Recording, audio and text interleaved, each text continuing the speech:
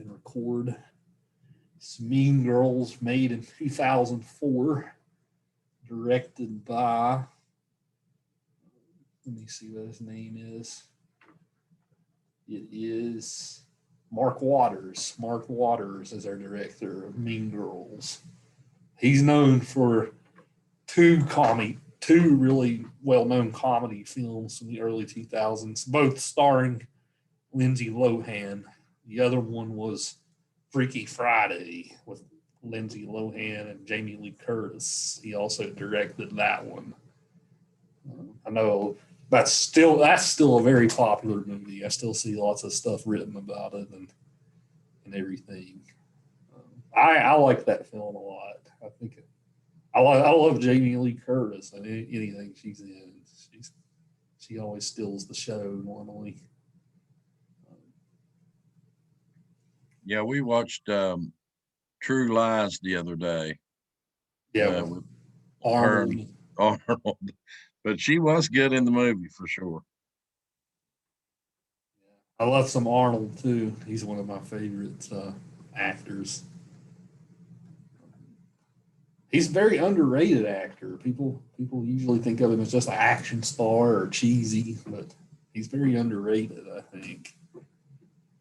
That's an interesting conversation in itself, because if you think about the 90s and all the action films we had in the 90s, that genre has kind of tapered off in the past 10 years or so. Like Arnold's tried to come out with a few films ever since he stopped being governor in California, and like none of them really made a lot of money at the box office. There's not really a big demand anymore for those like 90s action, like that 90s action movie type of feel. I don't know why. There just isn't a big demand for them anymore. It might be because of superhero films. I don't know. I don't know if you guys noticed that tendency too, but like a lot of those movies like True Lies or the Terminator movies in the 90s, like there's just not a lot of demand for them anymore. I know the latest Terminator film was a bomb at the box office. It didn't make hardly any money. And he had a movie about a kindergarten, or let's see, he wasn't kindergarten cop, was it? Yeah, Kindergarten Cop. Okay. Yeah, I thought he was really good in that movie. Yeah, I love that one. That's a good comedy. Yep. Kindergarten Cop. Yeah, he played in a lot of those comedies of Danny DeVito in the 90s too, like Twins. Twins is a good Oh one. yeah, that was great. Yeah, getting back to Mean Girls, Waters did those two. Some of his other movies on his director sheet, I don't know a lot of. He did Bad Santa 2. I love Bad Santa 1. Raunch comedy. That's a good example of raunch comedy. Yeah, he's mostly known for his work with comedies. Mean Girls has kind of taken a place in the canon as far as great comedies, especially for this era. Very much a female-driven comedy, just like how Still Magnolias was. Yeah, Lindsay. Of course, we know some of our cast. As far as the cast goes, Rachel McAdams, who plays Regina, is probably the most prolific actress of the lot, who actually went on to have strong careers. She's still in a lot of stuff. Lindsay Lohan, of course, you guys know Lindsay Lohan kind of flamed out after the early 2000s. She partied too much, right? So she kind of, she struggled with drugs and stuff like that. So she kind of flamed out, unfortunately. I think she's doing better now, but she got a little too wild in those years, and it kind of hurt her. It hurt her career a whole lot. She was destined for extreme stardom. And she had a lot of charisma and stuff. She flamed out. She was always in those tabloids and the National Enquirer and all that stuff back in the day. I remember. But she started out in she had a lot of commercials as a kid. I think her first commercial, she was 3 years old. And then there was she seems like she was in like 20 or 30 commercials as a real small child. Yeah, you see that kind of story a lot. Kid actors, who kind of flame out later. There's a lot of that pressure of being a child actor. That's hard. That's hard on a kid. Oftentimes they'll flame out after so long. Then they don't really have much of a career after that. Gary Coleman, I know, is another example of that child actor who struggled later to find good roles.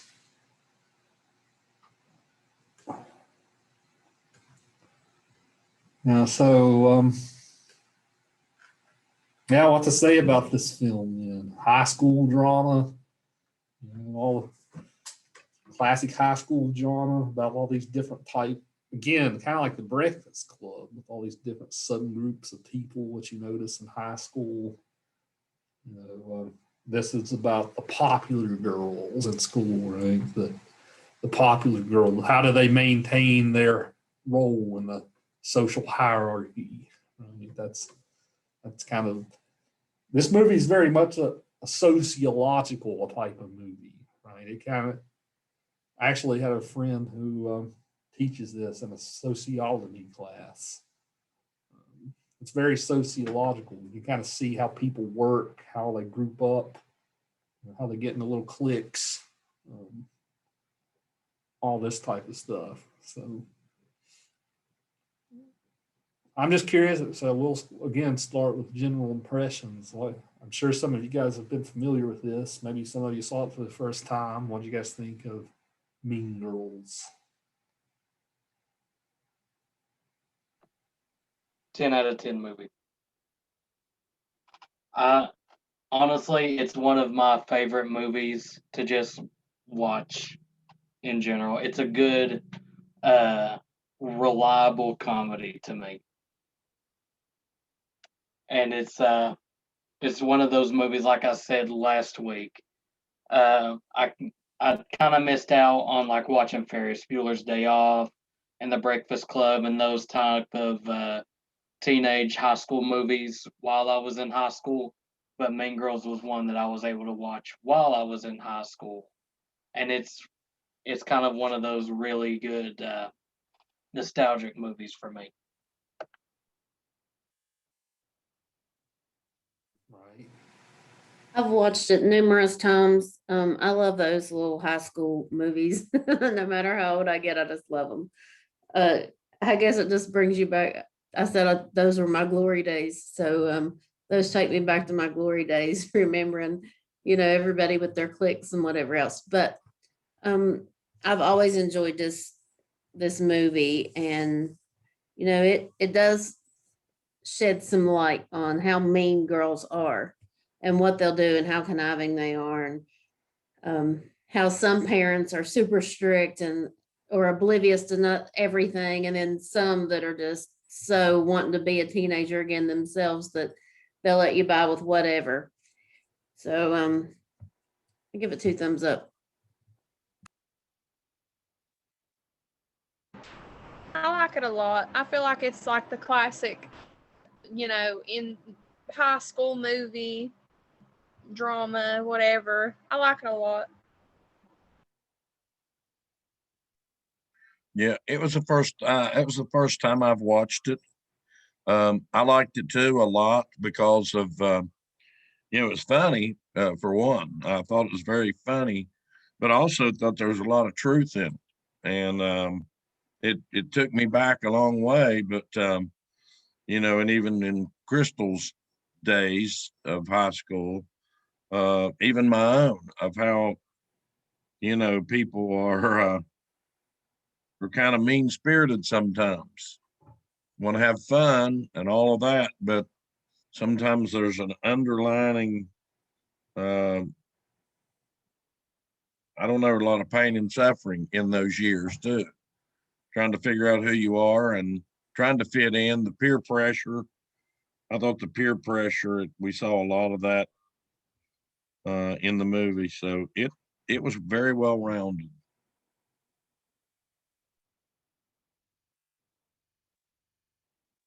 Right, so you guys all seem to like this type of comedy in general. Yeah, again, this is a slightly different comedy than the Breakfast Club.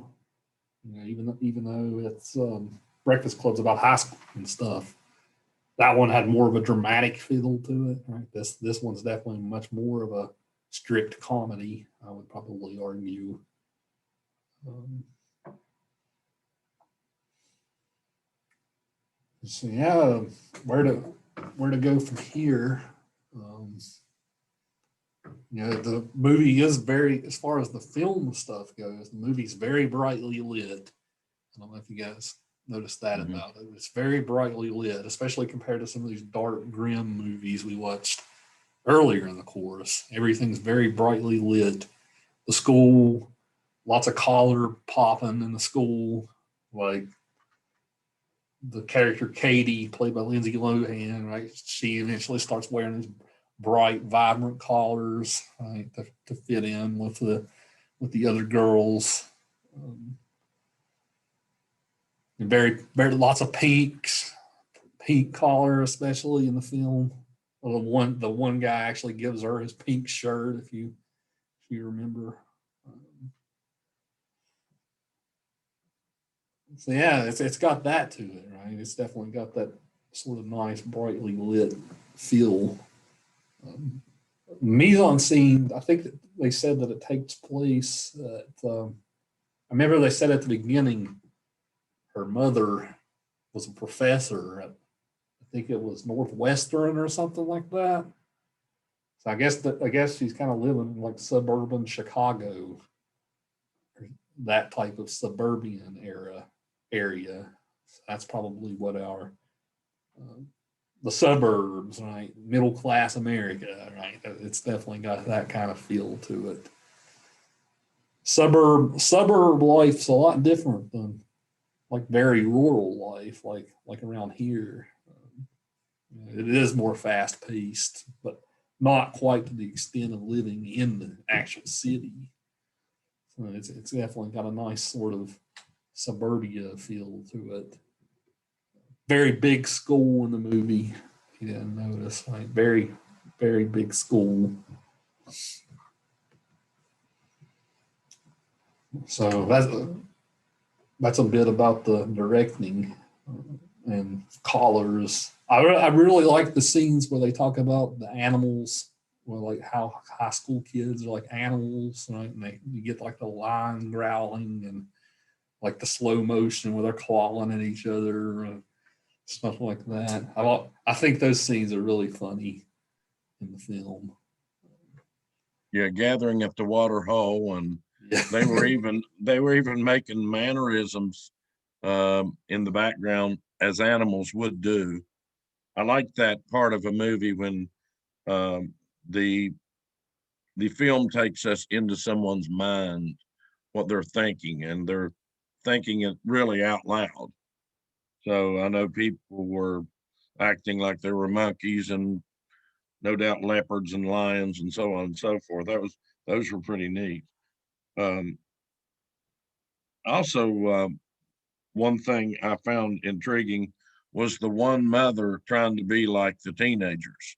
She was living her youth, or trying to live get some youthful days from her daughter, and dressing the way and trying to be the cool mom.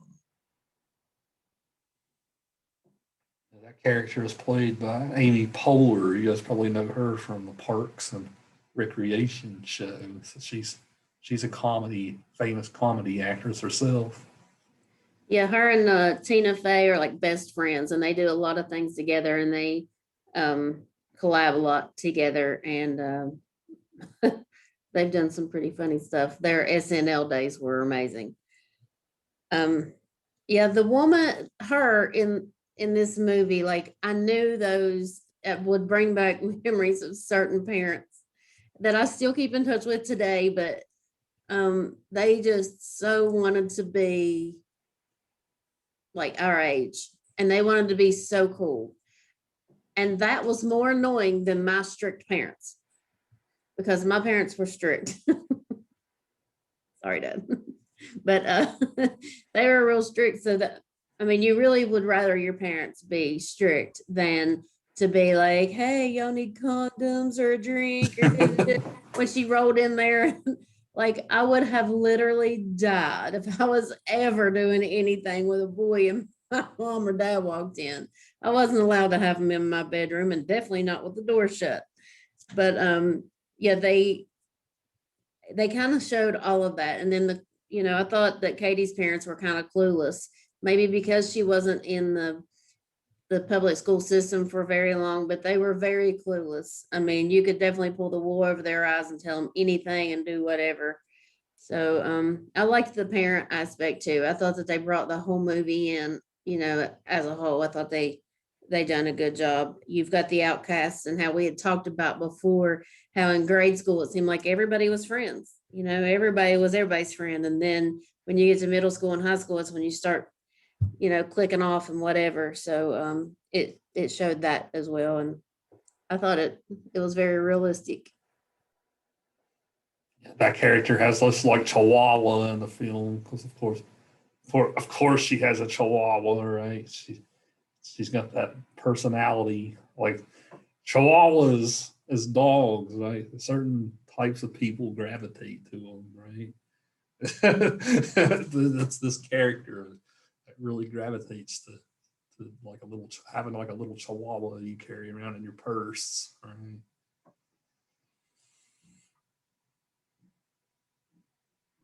Yeah, they had the joke about how she had breast implants and the chihuahua was chewing on them, right? Yeah. She didn't even feel it. Yeah. And then when she hugged that one girl, when she met her the first time, the one girl says, "Oh yeah, they're extremely hard." And when she hugged her, it was like she was in pain because she had gotten hit by him. That was pretty good. Yeah, you could probably see how like a parent style like that would create a person such as Regina, right? We could definitely go into a psychoanalysis session of all these characters and like makes them tick, probably. Yeah, I think that's a big part of the movie. All these people, from the youngest to the oldest, they've got problems. I mean, like you knew that there was a little thing going on between the principal and Tina Fey, and Tina Fey is just one of my favorite comedians of all time. But there are these. Everybody's got some dilemma going on. Even all the girls, they're a mess. So I think it does have a lot to play in it, that you're almost analyzing these people as you're watching them. Yes, one of you mentioned the parenting style of Katie's parents in the movie. I could see how two professors would be clueless like that. I can see it. I can see it. Where our heads are always in the clouds, right? I can see it. Yes, I like the scene where they're talking about grounding her or whatever. And they're like, "Don't you care about our African teapots?" She's like, "No, not really." And even when she did get grounded, he didn't know to keep her in. The dad didn't. He was clueless on how to ground. So, I don't know. I guess, when you're grounded, you're just, it's like being in trouble. When you're in trouble, you're just in trouble. Nothing ever happens to you. You're just in trouble. So that's the way he was. He was clueless on how to ground anybody. You could have gave him some lessons, Dad. You was pretty good at it.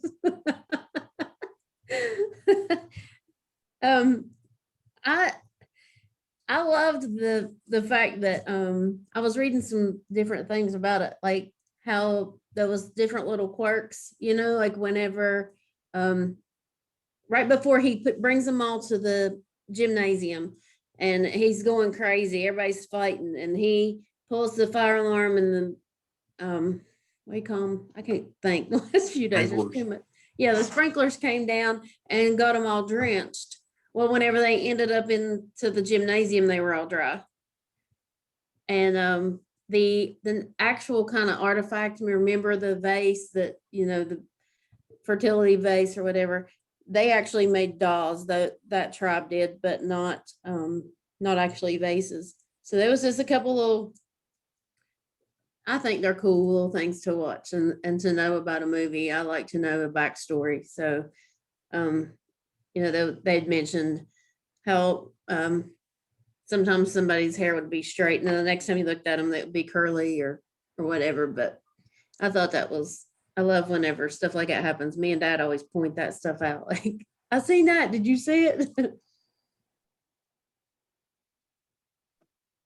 I noticed too in the scene when Lindsay Lohan's character is about to make out with the dude right before she starts to vomit. It's that scene. I seen a shadow in what's supposed to be her room, and I was like, "Oh, no!"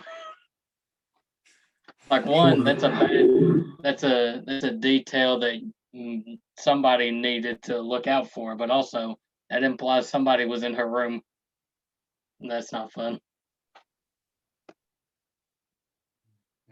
It suddenly turned into a horror film, right? Jason's in the background, ready to swoop.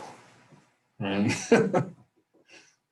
Yeah, we also saw that in Silence of the Lamb when Buffalo Bill's got her in the dark. It should be dark. There shouldn't be a shadow, but on her back, there is a shadow revealed. So, no matter how much you produce and edit and do all those things, sometimes things slip through the cracks. I was watching Gunsmoke one time and they were riding their horses in this big ravine, and on top of the mountain was a bulldozer. And it was just plain to see, but it was fast, but it went away. But you could see a bulldozer in the distance. Well, there wasn't any bulldozers in Matt during that period of time, but those things are fun to watch for. Yeah, I know Game of Thrones. There was a big hubbub because there was a Starbucks cup in the middle of a Game of Thrones episode. I remember. I never even watched Game of Thrones. I did read about the hubbub about the Starbucks cup in the episode.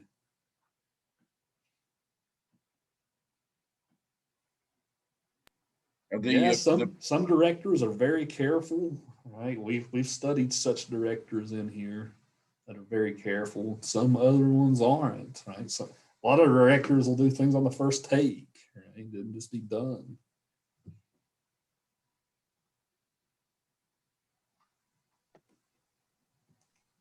Like the Coen brothers, for instance, they're very careful. Like you would never see a continuity error like that in a Coen brothers film.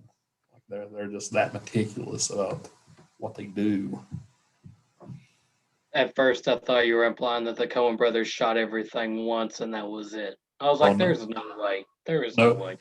No way for them. They're the opposite. They're very meticulous and careful.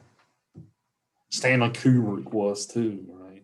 He's also like I know on the set of The Shining, Stanley Kubrick made them film the scene so many times. Like if you watch The Shining, you especially know about Jack Nicholson's wife and Shelley Duvall, right? Her performance in the movie. Like he wanted her to act crazy and sort of on edge. So like he just completely bullied her on set and made her film the scene like 80 times in a row until he got the effect he wanted. So like Shelley Duvall was never right mentally after that movie. He kind of broke her in the process of making that movie, which is kind of sad. Mm. Yeah, so Who's He your got- he- favorite director? Oh, I'm sorry, I didn't mean to interrupt you. I was going to say he got the performance he wanted, and the movie's better for it, but at what cost? Right? What was you going to say, Crystal? I was asking you who your favorite director probably would be. Oh, gosh. Of all the ones we've covered in this class, I don't know if I can come up with a favorite. I love John Carpenter, who did The Thing. Hmm. I love Sergio Leone, who did the spaghetti westerns. Those two immediately, and the Coen brothers, those three immediately strike my mind. What about you guys? Who's your favorites that you've encountered so far as style? I mean, outside this class, I love John Favreau. I like the type of movies that he puts out, and I like what he does. But inside this class, I would probably have to say Coen Brothers. Favreau's become more of a producer as of late than even a director. Mhm. Like he supervised the Mandalorian TV show and all that.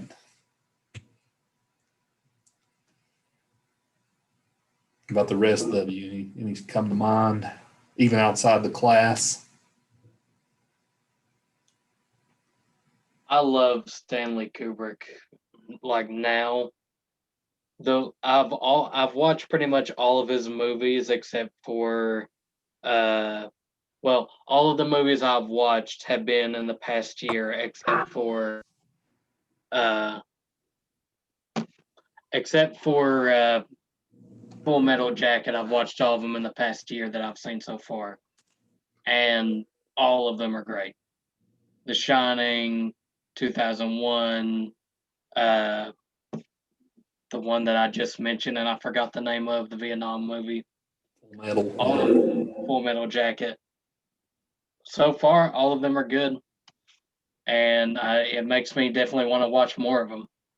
A Clockwork Orange, didn't he do that? Mm-hmm. Need to watch that. Other one, Spartacus. He did the Spartacus with Kirk Douglas in the 60s. Doctor Strangelove, how the famous comedy from the 60s. He did that one.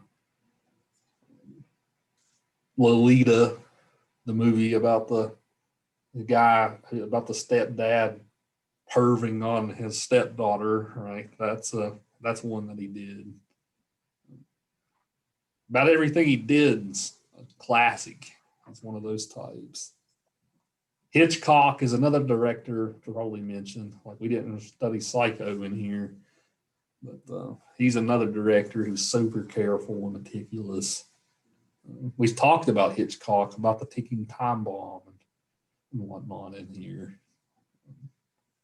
The Birds, Vertigo, Psycho, I mean, almost everything he did was also iconic. I know everything that goes on in Vertigo, but I've never watched it. Like I know how the movie ends and stuff. And honestly, knowing how the movie ends makes me really want to watch it. That I've seen The Birds. It was really good. And honestly, I thought we would watch Psycho in here, but I watched it, and that's good enough for me. Yeah, we watched Psycho last semester in this class. I changed up all the horror and all the westerns from last term, just for no reason other than to keep it fresh. That's mostly why. I think I like the Coen brothers a lot, and after we researched them, they really are good. And I have a tendency to lean toward the Mel Brooks movies. It's like he's not really serious about it, but it comes through in the films. I like Mel Brooks, maybe because it's just that kind of comedy that I like, something off wall. Yeah, I love Mel Brooks too. The Young Frankenstein. The Dracula spoof he did was good too. Robin Hood Men in Tights is fun. Yes, that's a great movie. I love it. Yeah, you got. I think it was Bride of Frankenstein. That was, or Young Frankenstein. I mean, I think that was Marty Feldman was in that movie. He is just one of my favorite character actors. Igor. Igor. Oh my.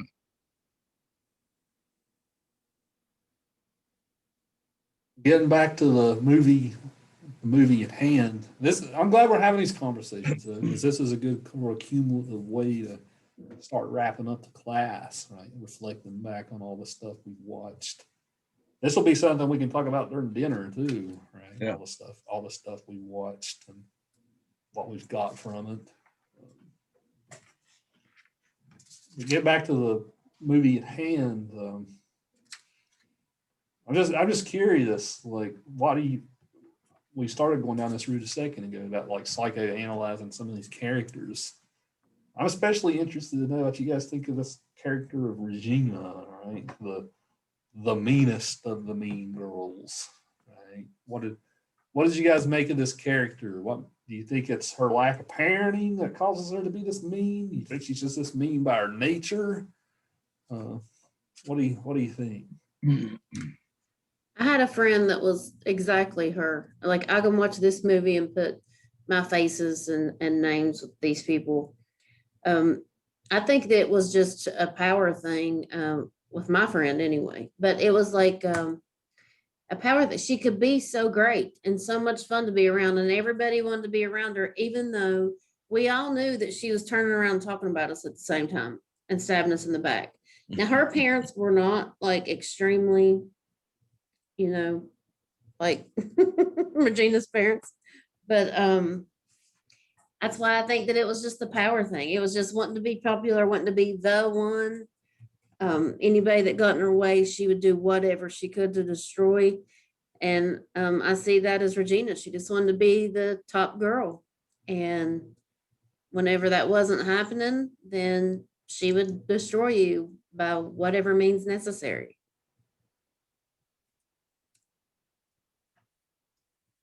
It almost makes sense that it would be implied it's in her nature, being all of the scenes we just mentioned about the animal kingdom pop up.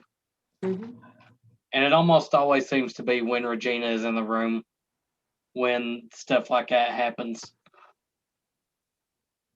I don't know much about like what caused her to be this way, but all I know is she is definition of evil genius. When I watched the first time where she's writing down in the burn book all of these mean things, and you think it's going to be about Katie, and then she ends up gluing her picture on there and turning it into the principal.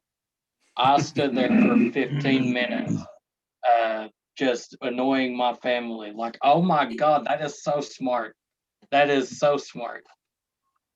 And then while he's getting on to the girls trying to figure out who wrote the burn book, she's got all the papers of everybody that's ever been that's in the burn book and just spreads it all over the hallway. That is just so smart and so evil at the same time. Mm-hmm. That's how people like that are so dangerous, because they do keep everything. They do remember everything. You can't slip up, not even a little bit. You can't just be mad at somebody and be like, well, you know what? I'm mad at Dr. Yeager. And not be like a big, like for real mad, just venting. And then somebody would turn that into something that it wasn't. So, yeah. I think I lived this movie a little bit. The build up what you just said, Corey. I like the scene too where they're at the mall and they see somebody's former boyfriend with another girl. So she just calls information and pretends to be from Planned Parenthood, right? Just to get her parents to call and shoot her out or whatever. That was another good conniving moment that she had in here. It goes back to, this actually goes back to like Renaissance philosophy, right? You know, if you, I don't know if you guys have ever heard of Niccolo Machiavelli, right? But Machiavelli was always interested in these studies of power dynamics, especially between people, rulers and subjects. In a way, you can kind of view Regina as a ruler in this movie, like over the rest of the kingdom, so to speak. But Machiavelli asked the question in his essay, The Prince, like, is it better to be feared or loved? Like, is it better to be feared or loved? I think Regina exhibits the fear angle here, right? She's definitely feared more than loved, I would say. Look at how everybody turns on her at the end, right? You know, once the burn book gets out, everybody turns on her. Like her power comes crashing down. Right? So I'm curious to know what you guys think of that question. Do you think it's better to be feared, especially when you're over top of people? So let's say you're a boss or even a parent, right? Any type of leadership role. You think it's better to be feared or loved? What do you guys think? That's kind of hard because I think that I would rather be loved, but I don't want people to take my kindness for weakness because that's not how it is. But yet I don't want people to totally fear me, because then if you use that in a parental aspect or even at work, you know, then they're just going to go behind your back. They're going to try to deceive you in many ways. And people are going to do what they do regardless. So I think that maybe to be a little feared, but to have more love than fear. Yeah, I think it takes a little bit of both. But if I had to choose, I would definitely say loved.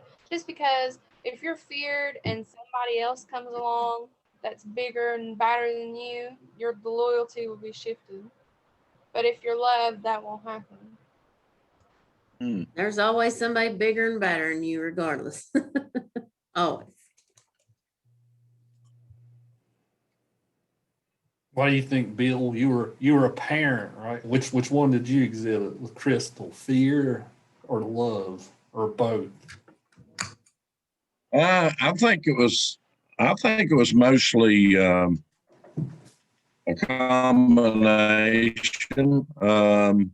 We were always doing things together. We always did stuff, but I think I didn't realize that there was a fear factor involved. I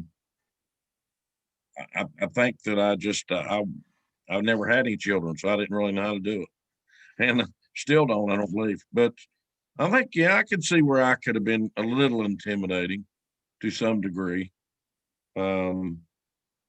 But I think I was fair. I may not have been, but I always felt like I was. Like, there were times I would give her choice of her punishment.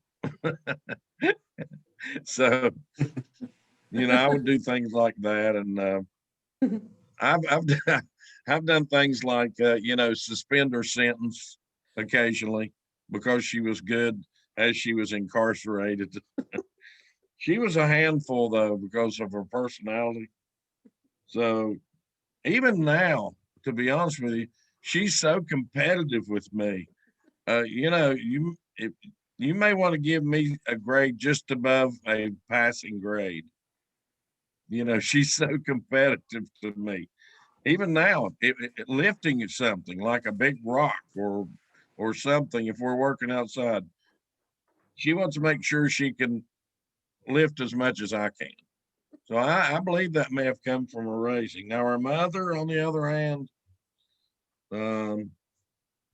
she was more loving. She'd let her by with a little more.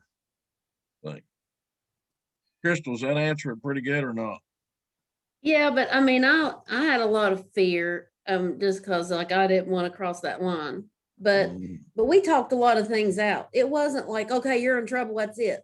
You know, I remember staying up all night long until the next morning whenever I had to go to school and they had to go to work. We hadn't been asleep not even a wink, and you got up and you got ready and you went and done what you had to do because we weren't going to bed mad, or we wasn't going to bed with this issue unresolved. So I mean, I hope that I can be half the parent that he's been. Um, I did. Mom was more of the disciplinarian, but Dad would be like 3 licks for 3 days. I'll take 3 days. I don't want them 3 licks because I'm gonna have to go pick a switch. So no. but but I had that respect in there. So whenever you talk about love or fear, you have to put respect in there as well. And I mean, someone can have love for you, but not respect you. And they can hate you because they don't respect you or fear you. But that goes with everything. I think that you got to throw respect in there. If you throw respect in there, then the people that love you are going to fear you to an extent on issues where it needs to be that way. Maybe sometimes if you lean too much towards love, maybe that's when people maybe start trying to walk on you, right? That lack of respect starts coming in, kind of like with the parent in this movie with Regina's, right? What about Yeah, you as a she did. boss?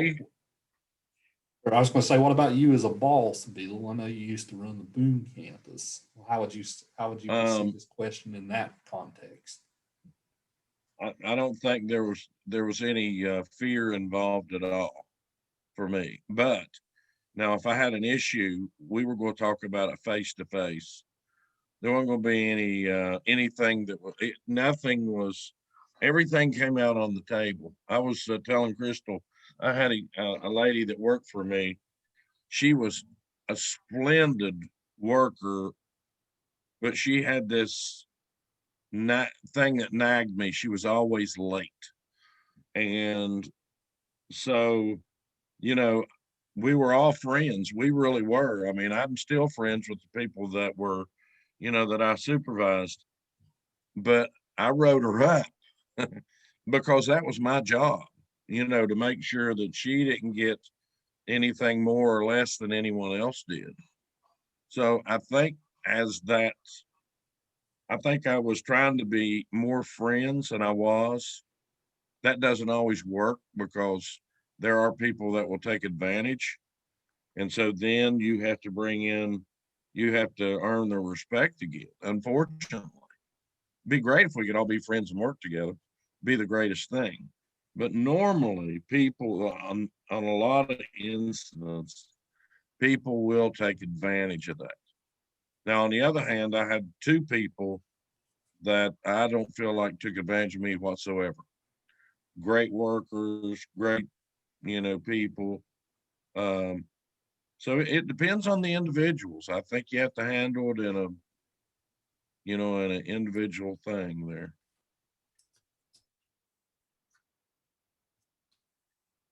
Just answering that question from my context as a teacher and professor, right? You know, I don't really want to be a feared person, like doing the job that I do. Like most of the time, like I'm very lenient. Right? So if you guys haven't noticed, like I'll give extensions on papers if you need it.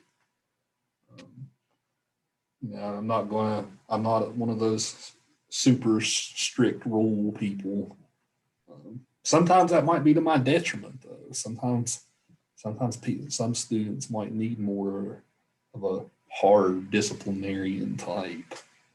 Um, like I've had professors myself who were you just feared turning a paper into them because you knew they were going to bloody it up. So like you had to worry about like every little word you picked. You guys all know I'm not like that.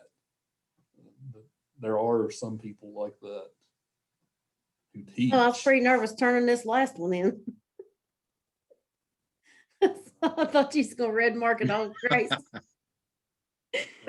Are you talking about the adaptation paper? Mhm. I'm compared to some, well, like even for like teaching something like this class or English 101 or something, some professors say, hey, I'm the gatekeeper to college. I'm going to weed people out. I'm going to see in my class, people are going to see whether they can do it or whether they should go back out and do something else. Right. Well, I've never agreed with that philosophy as far as teaching. You can't, especially teaching in a community college, you definitely can't have that philosophy. But that has its merits too, right? I mean, some people might have more metal than others. So maybe you should test their metal more in a class like English 101. But that goes against the philosophy of teaching, especially at a community college, because we're supposed to help people who are more disadvantaged and haven't had the great backgrounds, haven't had everything handed to them in life, right? So Yeah, that's why I like teaching in a community. I've had more enjoyment teaching at Southern than I ever did at WVU, right? Just because students typically tend to work a little harder. They're not as entitled, right? So I'm just talking aloud here that I'm even talking about different types of teaching styles. Some of you guys might have encountered teachers who are even here who might have those types of attitudes. I don't know if you guys have any thoughts on that. All love and respect to Professor Irfan. She is exactly like that. I don't know if she still teaches at Logan. Obviously, since COVID, I haven't been able to be in the building to see her. But she kind of has that style of, like, she was still lenient, but like, she graded my finals beforehand before I turned it in, and she was very kind of nitpicky like that. Like, uh, don't say this word, say this word, or like I didn't like the way you wrote this. It's kind of stuff like that. It's never been too horrible, especially because it was a 101 class. But yeah, I definitely had teachers way back when, whenever I started in 94, 95, that were just, look, this is how it is. If you do not put forth the effort and take care of yourself, I'm not going to babysit you. I'm not your parent. And if you can't cut it, you don't need to be here. And I will drop you, blah, blah, blah. I mean, like, you were terrified. Right out the gate, you was terrified. We're just reading the syllabus and you're like, what is going on? But I would much rather have a professor such as you, Dr. Yeager, because you are firm but fair. You'll work with people, which means that you're teaching people. Not everybody learns the same way. So, for instance, I've been out of school for 100 years.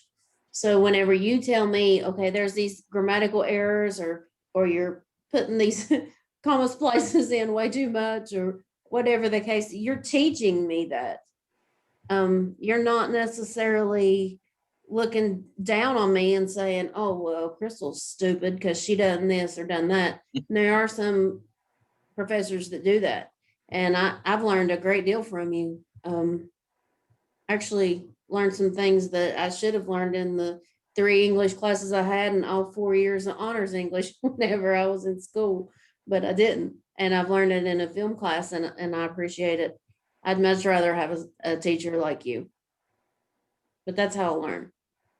I think too. I had a speech instructor back in the day, Leo Arnold, and Mr. Arnold taught me a valuable lesson because I do a lot of public speaking, or have in the past, and but he taught me something that I think is that every student needs to know, and that is to know your audience.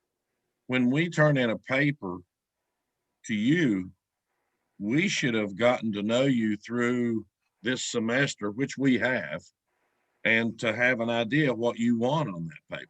So we need to know you because you're going to be the audience of our paper. When I took, all of my classes, when I had a professor, I would get to know them in some way to see what it is that they really want. If I go to, like, the reason I was late today, I'm preparing for a funeral that I'm going to do tomorrow. I had to know this individual that's passed away. Now, the family's going to be the audience, but I needed to know something, so I'll say the proper things. So I think it's like, Corey was saying, you can have difficult instructors, and it may not make it any better, but you need to know a little bit about them, what they want, in order to get the best grade you can possibly get. So I think it was a great lesson for me to know my audience. So,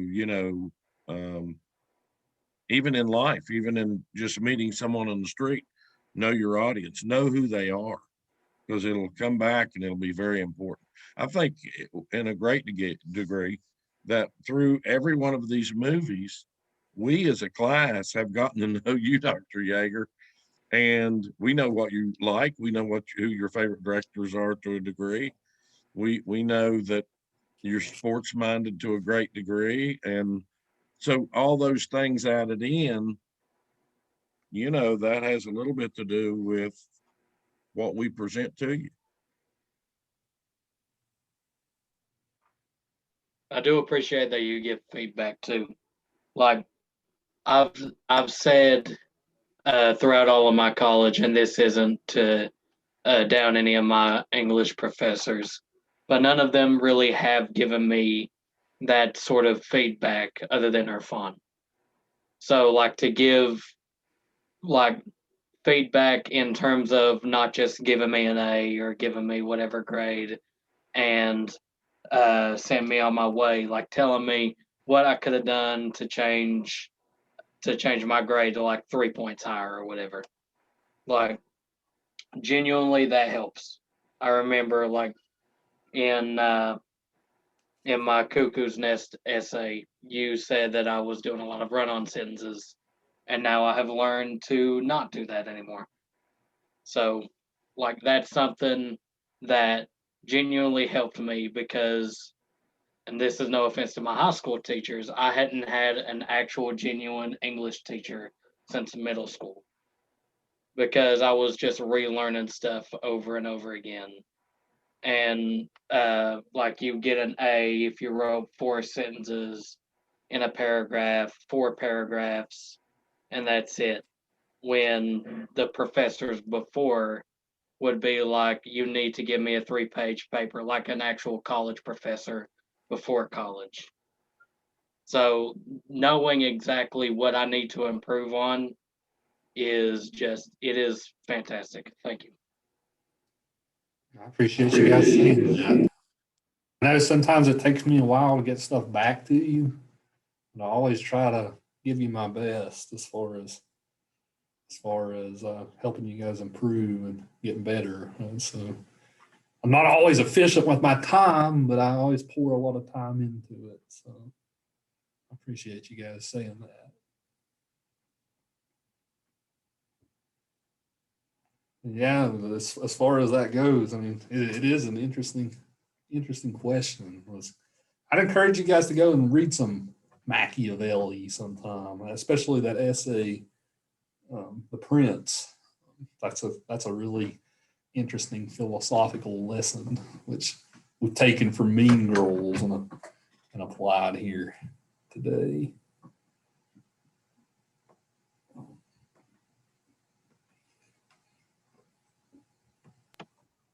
So, any other final thoughts on Mean Girls before we close class out?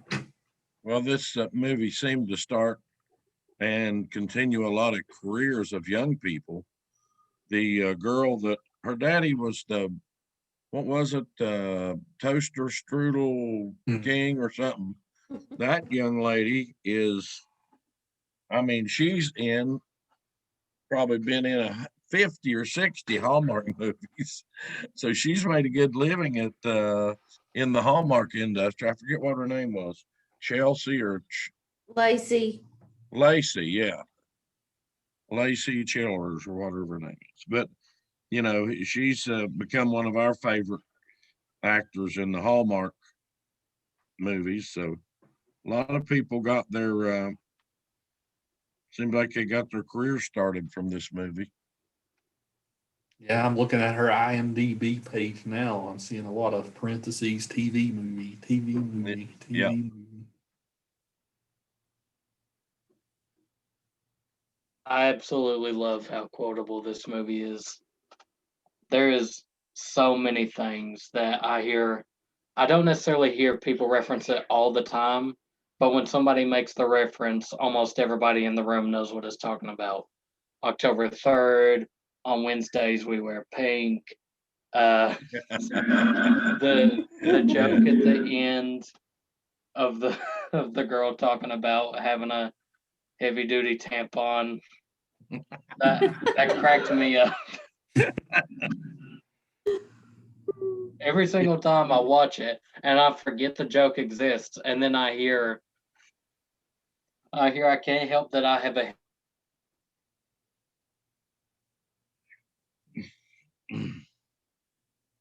I like the joke with the girl who gets up on stage and starts crying about how she wishes life could be the same as in middle school. And I'm like, you even go here? She's like, no, I just have a lot of feelings. Yeah, that was good.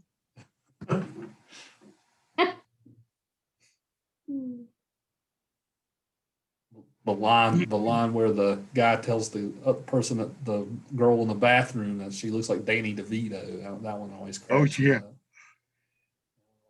Cracks me up too.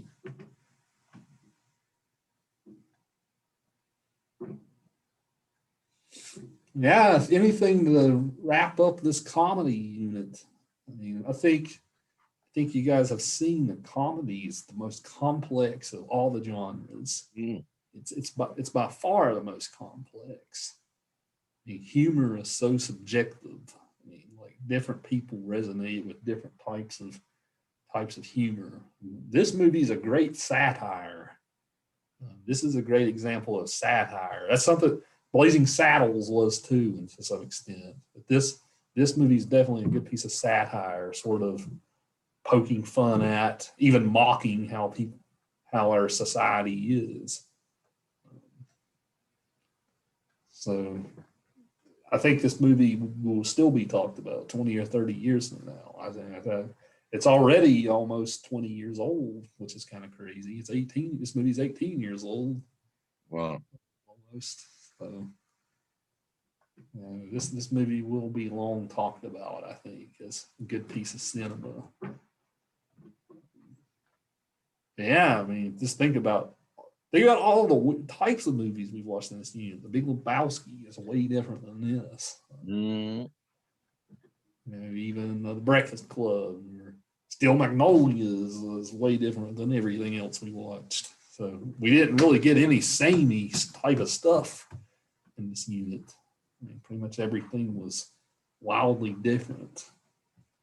I always wait to teach this genre last because I always think that everything else we've learned helps us understand comedy a little better. So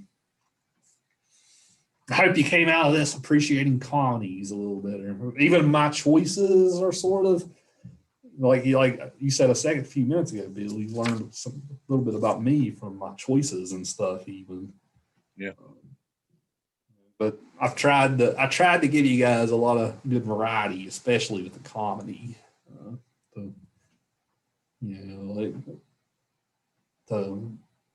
I've tried my best to make this a balanced course and not just a Jeff course. Right? So I will say that. Yeah. Yeah, I think we've been all over the place and it's been great. I like to think that I'm a Renaissance man. Right? He's got gets a little bit of everything, except superhero movies. Sorry, Marvel fans. You're gonna have to go through a week in DC.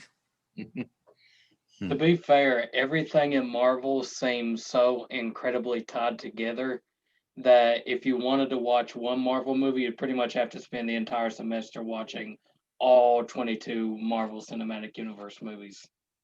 So I don't blame you for not putting in a single movie there. There's Like a how few, you said you have to put in The Godfather, and you'd also have to put in The Godfather 2. I feel like it would be the same thing with Marvel. You would have to watch the entire thing. yeah, there's a few good ones. I like Doctor Strange a lot. Yeah, there's a few good ones in the MCU. Kirsten, I know she's our Marvel fan. I know. Mhm.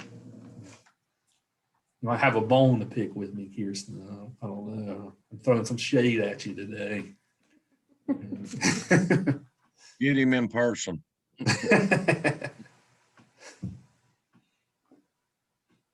Yeah, but yeah, I mean, you're exactly right about Godfather. That's why I don't pick that, because if I had to do one, I'd have to do two. You can't see those two films with the self-contained films, unfortunately. At the end of class, you're going to have to give us your top 5 recommended movies that we haven't watched. Yeah, that'd be good. I can do that. I can come up with a little list for everybody. Summer reviewing, if you so choose. I really think we should all get together at least once a month and via Zoom or meet somewhere, I don't care, and discuss a movie or do like book club, but it's gonna be movie club. Yeah, This class has been awesome. I love it. Yeah, let Sorry. everybody take a pick of what they want to watch, and then we'll all watch it. Everybody take turns, and it'll be fun. Sounds good to me. All right, guys. So we'll let you go for the rest of the evening. Enjoy this Batman animated film that I'm giving you. If you've never seen it before, it's going to knock your socks off. You'll say to yourself, "Is this movie really for kids?" Right?